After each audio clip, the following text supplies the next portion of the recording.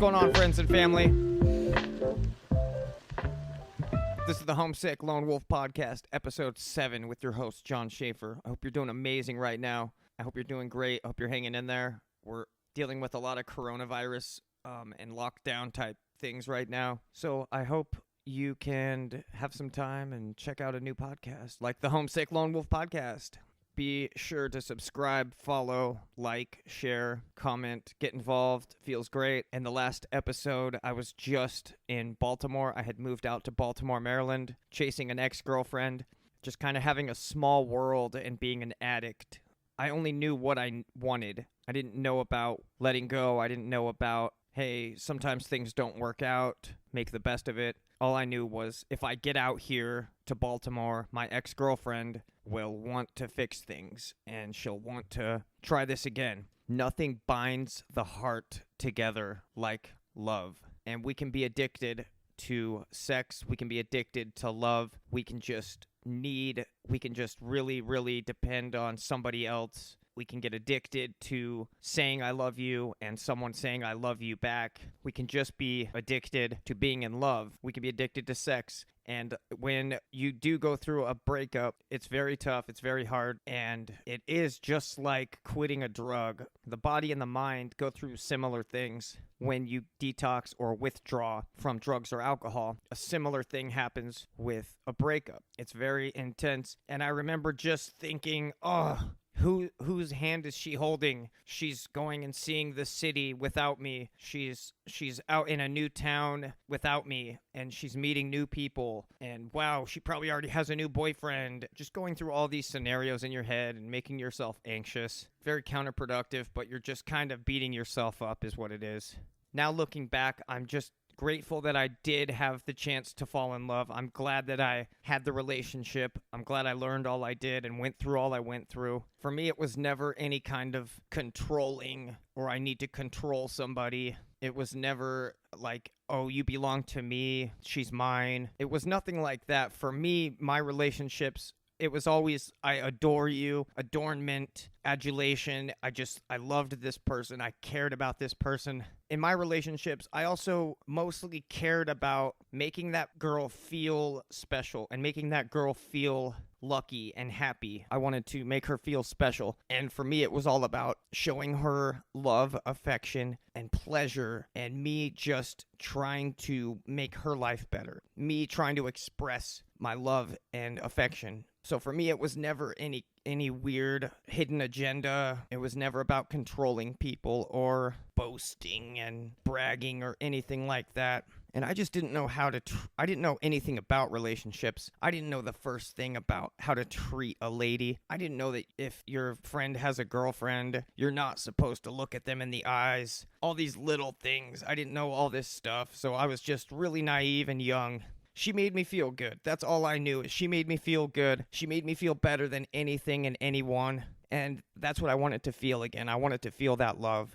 Also, just somebody needing and wanting you. That's a big thing people get addicted to in codependencies. Codependent people that are always in relationships and they go from relationship to relationship. They can't be alone. They don't know what it's like to be single for a minute. These people that just constantly have to be in a relationship and they constantly have to be in something with somebody else. They constantly have to be inviting someone else into their lives and they constantly need help and someone to take care of them.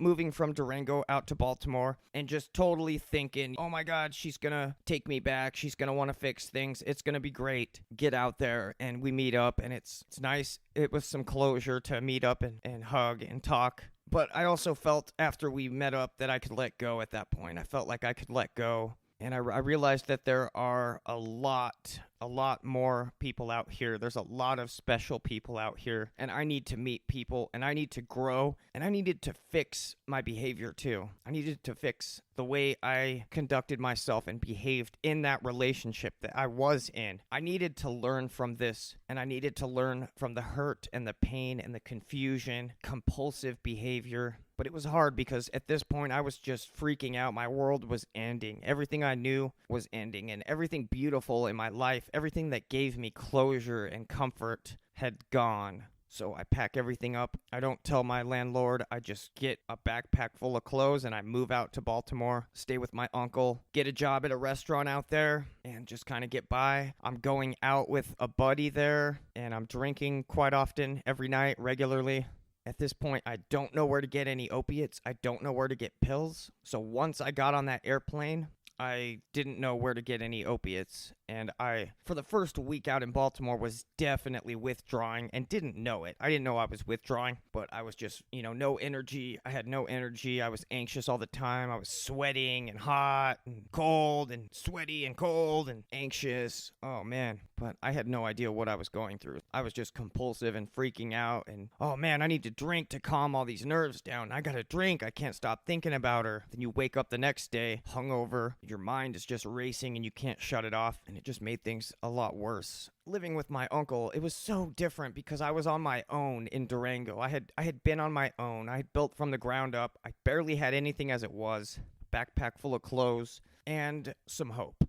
But I go out to Baltimore with a backpack of clothes, and my uncle has this awesome 3-story home. It's just amazing. My dad grew up in this home, and his 15, 16 siblings, Catholic family, diehard Republicans, living across the street from a church. How nice and wonderful. And yeah, it was very, very, it was a lot of culture shock, and it was very challenging to go from being my own boss, being the captain of my own soul and my own fate and my own destiny, and then giving it all up and just jumping out into the city and jumping out into a new, unexplored, unknown territory. Totally different culture, totally different way of life out there. People think differently, they act differently, they talk differently. And my uncle was just quite tyrannical, very conservative, and did not approve of my behavior at all, and always was trying to tell me to get it together, go to school, get into school, get a good job, get insurance, get a car. And I guess I just wasn't ready for all of that yet. I was still doing the Peter Pan thing. I was still holding on to my youth and avoiding responsibility. And in doing so, I lacked purpose, and I lacked ambition, I lacked motivation, and I didn't have any goals. I didn't have any clear objectives. It was all just based on how I felt. It was just compulsive and just knee-jerk reactions to things.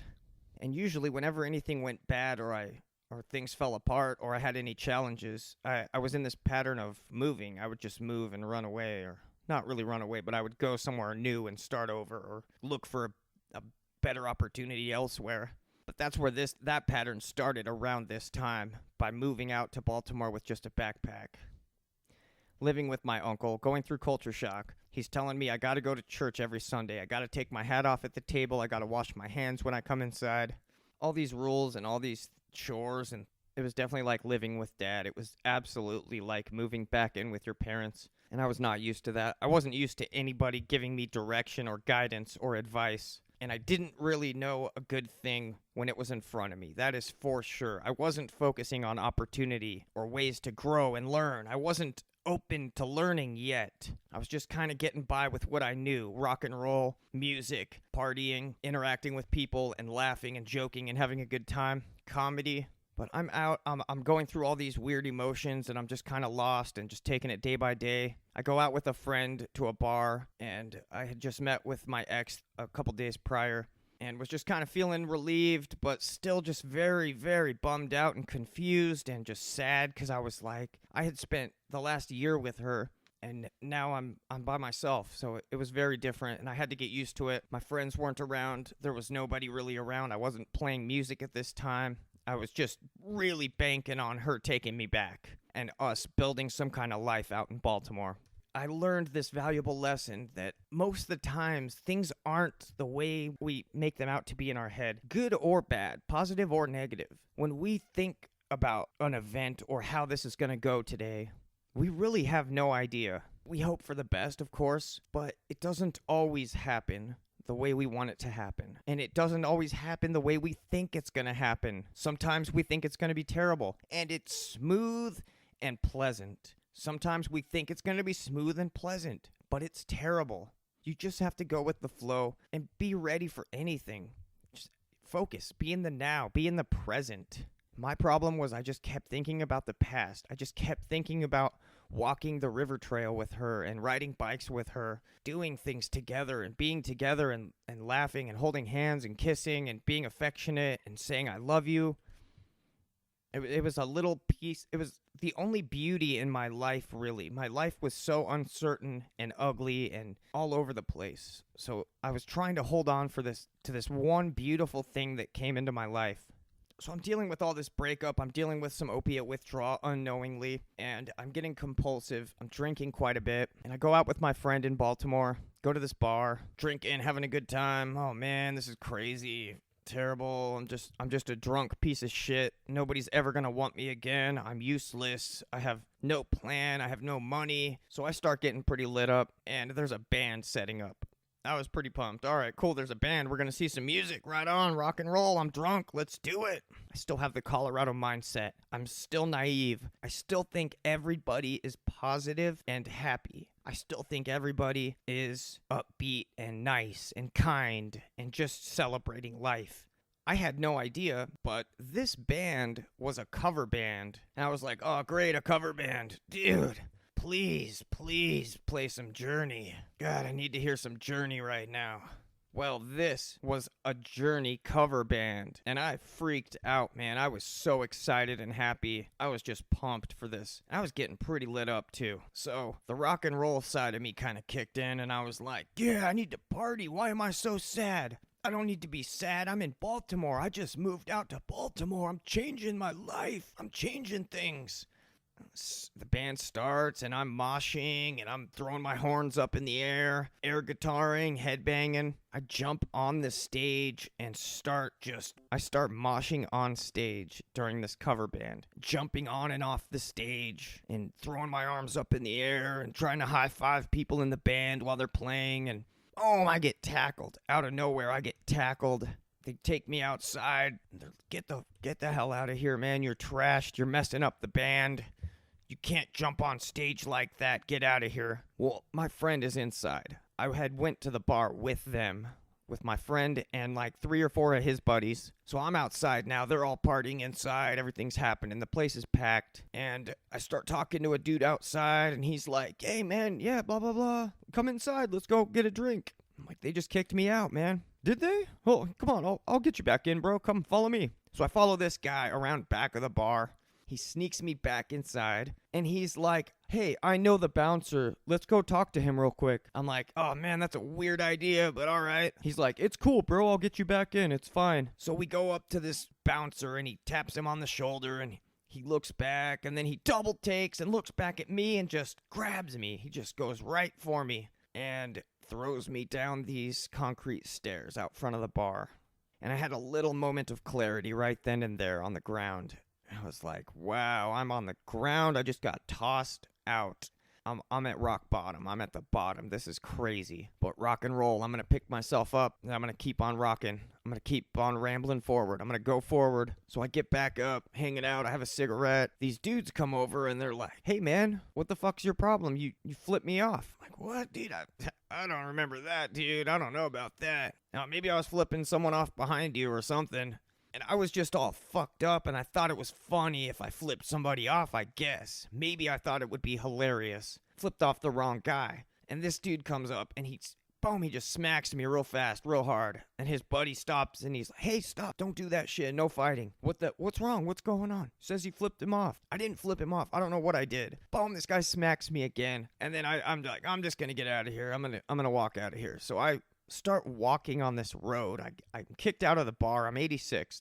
I lost my friends in there. My phone dies, and I'm walking around this neighborhood. I'm trying to find my way back to my uncle's neighborhood, and I'm walking, and I'm just walking, smoking cigarettes, trashed by myself in this neighborhood in Baltimore. And that's dangerous, people. Thankfully, I stayed in a pretty okay area, but if I took one wrong turn, I could have ended up somewhere very bad.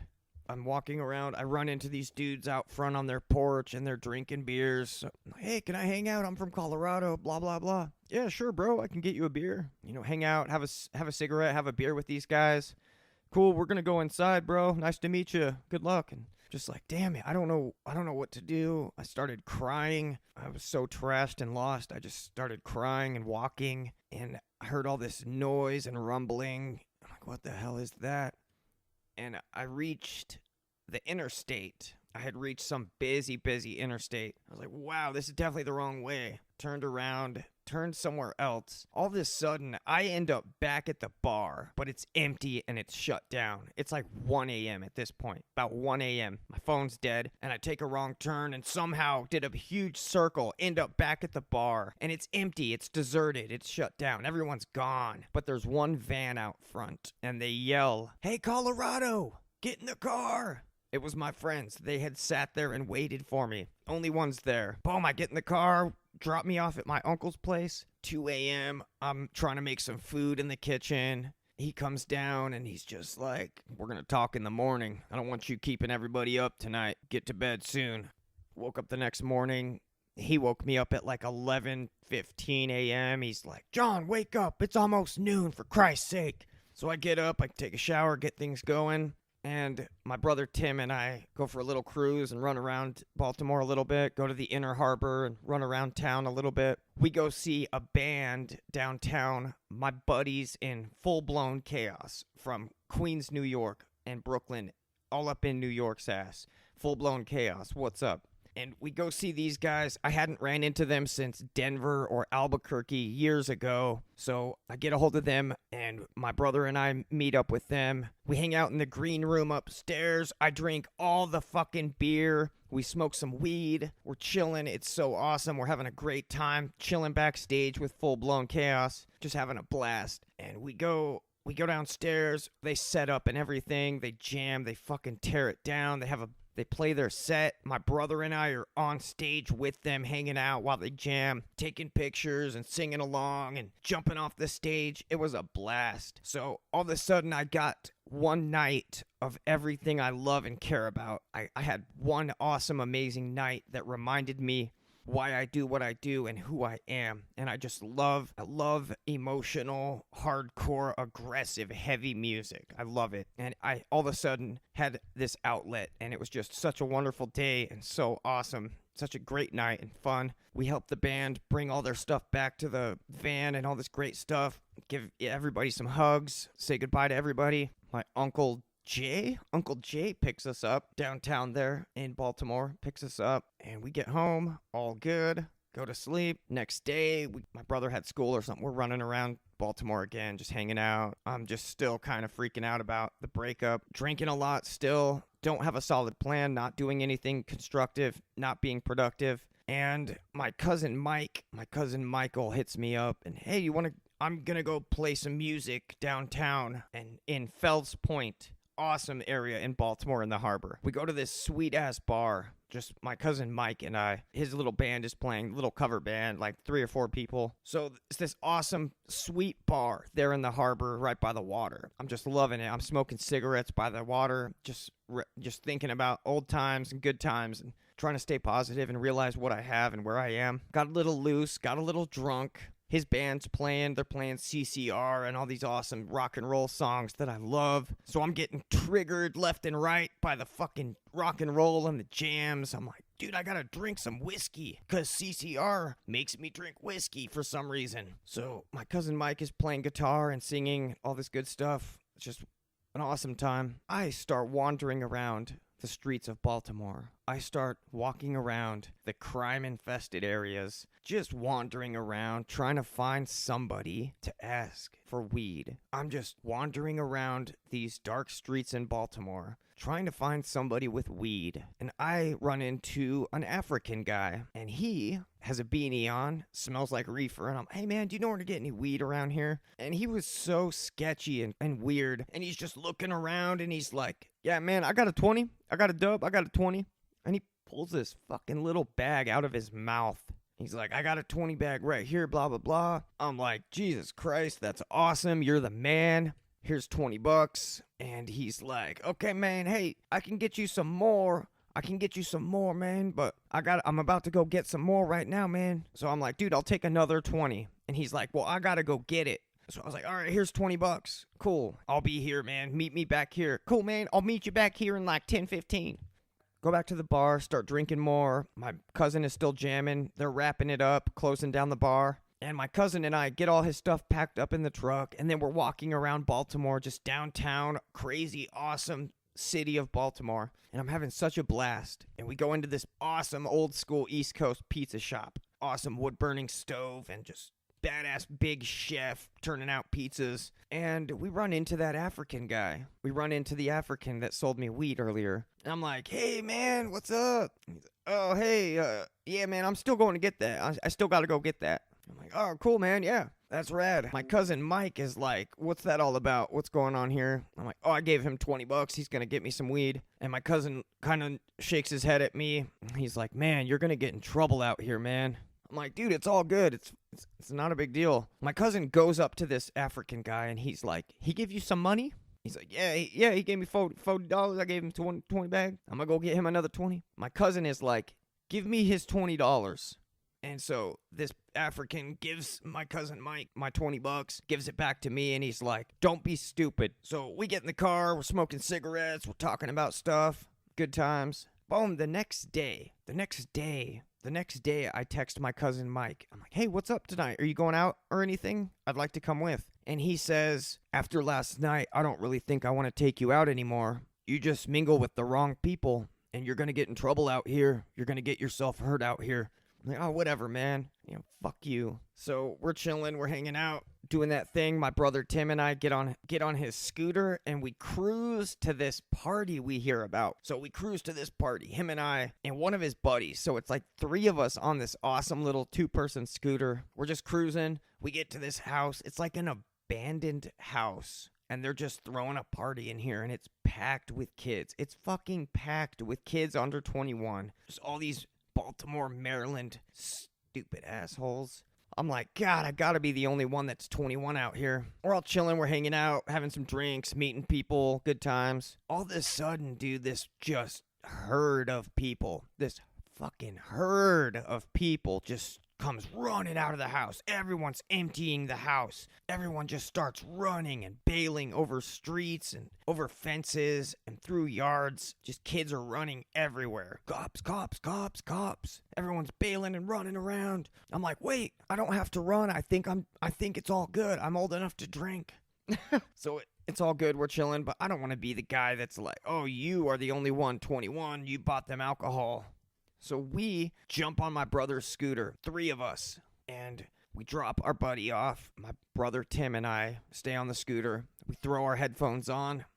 He has a headphone, I have a headphone, and we're listening to the Black Dahlia Murder, probably Necropolis, amazing track. What's up, haters? We get on this, and we're just cruising, man, on this scooter through the neighborhoods. Good times, checking out the lights, checking out the sights, and the sounds of the city, jamming Black Dahlia Murder on a scooter. And I remember we went through this one area, and there were like 2 or 3 black kids in hoodies, and we sped by them, and they jumped out from behind a car and kind of tried to knock us off the scooter. It was insane. But we kept cruising, we hit the gas, we sped right by them. Fucking scary, sketchy, and weird. Back to Uncle Don's house. We made it back okay. We're at the Schaefer house on Maple Ave. We made it. Get to bed, and I think a day or 2 later is when everybody came out to Baltimore for Thanksgiving. My mother, my sister was living out in Baltimore already. Tom came out. Jim came out. Everybody, we all met up there and stayed at Uncle Don's house for Thanksgiving. And I kind of gave my mother an update and gave everyone an update. Yeah, it's great out here. I like it. Things are good. I met up with so-and-so. I met up with my girl, Alabama, and she doesn't want to talk to me, and she doesn't want to fix things. So I'm kind of heartbroken and dealing with that. We go out. It was like probably the day before Thanksgiving, and we go out. Mike is doing some kind of a show again. Our cousin Mike is doing another little show at an open mic cover band type thing. And we go to this bar. He invites my sister, my older brother Jim, and myself. So we go to this bar. Him and his band are playing. I'm getting pretty drunk, having a good time. And Mike is like, hey, John, you want to come play some drums for a song? I'm like, yeah, dude, sick. And he's like, let's play For Whom the Bell Tolls by Metallica. I'm like, fuck yeah, let's do it. And I could not play drums. I sucked. I could not think. I couldn't focus. I could not hold a beat. It was horrible. Fucking terrible. Especially after I was this guy that was like, I'm a drummer. I take it serious. I stayed in on weekends most of my childhood just so I could drum and get better. And it was the one thing that I said I was good at. It was the one thing that gave me purpose and gave me pride, was drumming and playing music. And I sucked. I was terrible. And I couldn't do shit. I sucked so bad. My cousin Mike came over and threw me off of the drum set. And then he decided to throw me into a booth. And my sister got up. She's like, stop. Stop it. Cut it out. Quit fighting. He's like, you're a piece of shit. You're a piece of shit. I can't believe you.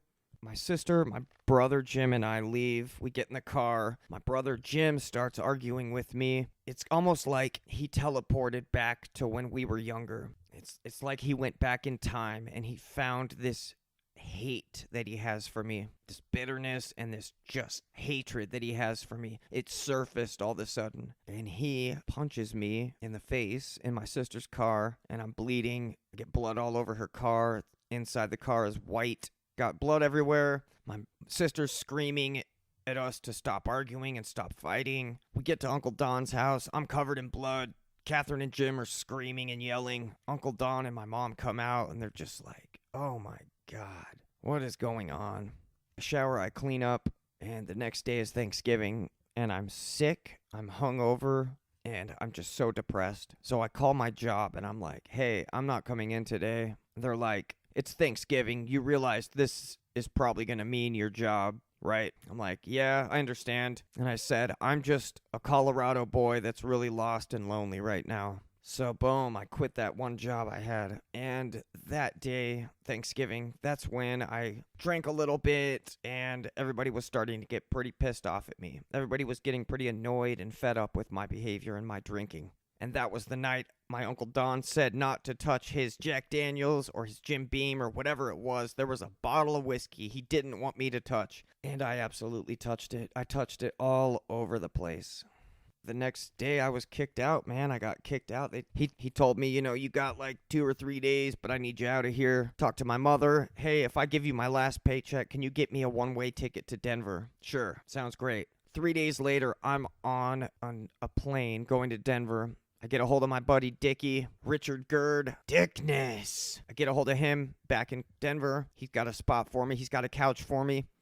And my brother Tom lives in Denver as well. So I'm just thinking if I go back to Colorado, things will be better. I'll be around my friends, family. It'll be familiar. I'll have opportunity. I can make some things happen. And I still had the behavior. I still had the thinking patterns. It was still me.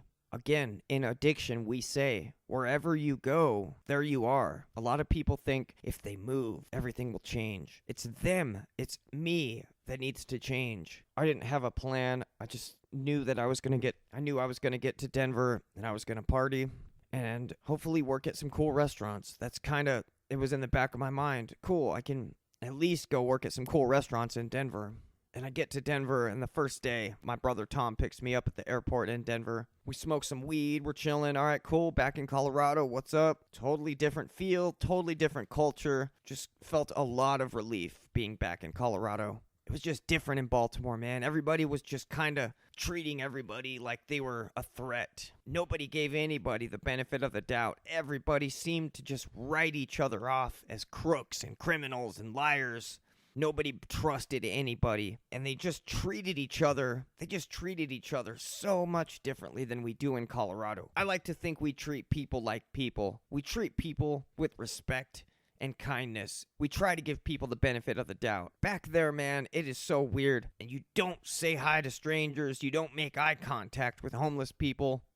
All these things I didn't know about. I hadn't developed my third eye. I hadn't developed my sense of energies and my sense of people's hidden agendas or what people were really trying to do. I guess I was so naive, I thought everyone had good intentions. being from Colorado, I guess I just thought, why would we be sad? Why would we be mad? Why would we be upset all the time? Life's short, and life's beautiful, and it's a gift. And I remember around this time, I started really listening to John Denver. John Denver really helped me a lot. A lot of Bob Dylan, a lot of Led Zeppelin, a lot of metal, but a lot of John Denver. And it just really helped me. It helped me put things into perspective, and it helped me see the silver lining in all of this.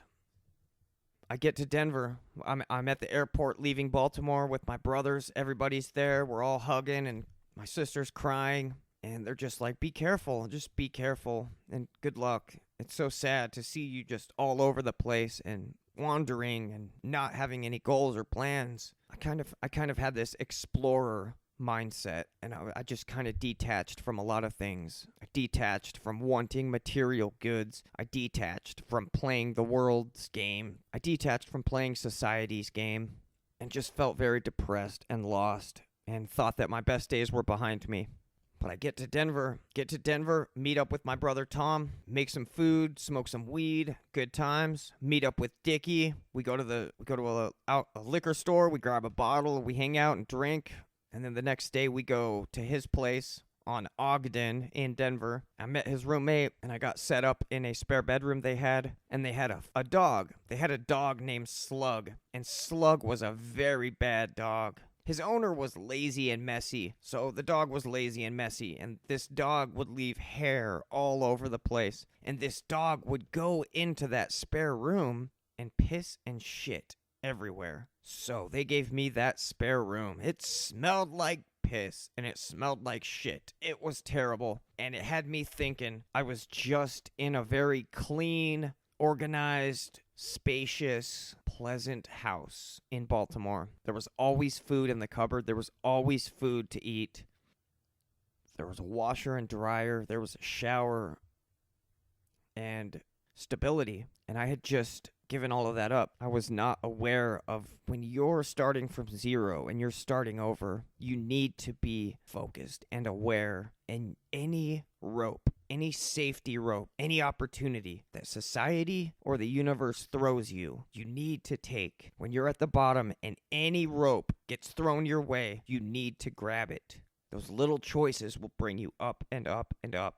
Or you can decide to not do anything. You can decide to just be depressed and let it eat you up and let it consume you and let it take away all your goals, all your ambitions. Let it take away all of your youth. Let it kill everything inside of you. You can give up, or you can learn from it, and you can be grateful that it even happened in the first place. And it's better to have loved and lost than to have never loved at all. I like to think these relationships that failed in the past is practice, and it's some kind of practice, and it's a way to make adjustments and learn how to treat somebody and learn how to be in a relationship.